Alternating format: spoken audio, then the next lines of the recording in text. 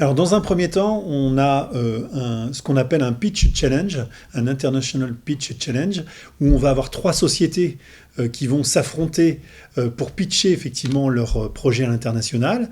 Ces trois sociétés s'affrontent là pour gagner un billet d'avion. Tout simplement, on va leur offrir un billet d'avion pour qu'elles puissent partir à l'international, présenter leur projet. Et la société qui gagne le billet d'avion gagne en plus sa place en finale au niveau régional. Et si elle gagne en finale au niveau régional, elle gagne en plus un accompagnement des CCI pour son projet à l'export.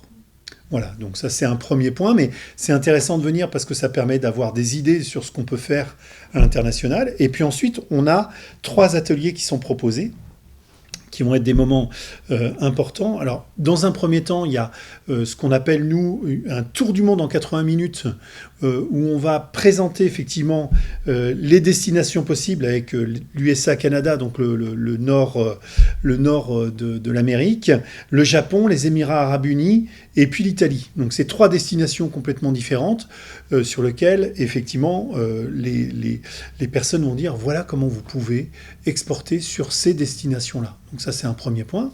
Et puis derrière, on a des tables rondes qui vont être proposées. La première, se développer dans les pays nordiques et baltes, comment être accompagné par le CIC Ouest, puisque les banques aussi peuvent jouer cette capacité d'accompagnement.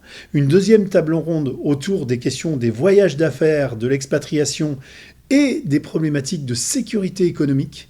Et puis la troisième table ronde va être sur les questions de management intergénérationnel et multiculturel. Et là, c'est aussi très intéressant, puisque quand on commence à travailler avec l'étranger, on se rend compte que travailler avec des Indiens, avec des Chinois, avec des Africains, avec des Marocains, c'est déjà effectivement des choses complètement différentes et que ça se travaille derrière, puisque la culture de l'autre peut être aussi un frein et peut déclencher parfois des questions, des réactions qu'on ne comprend pas forcément derrière. Donc rentrer dans cette interculturalité, c'est important et c'est des choses que connaissent bien un certain nombre de grandes entreprises qui ont effectivement à faire déjà avec ces milieux qui sont très différents.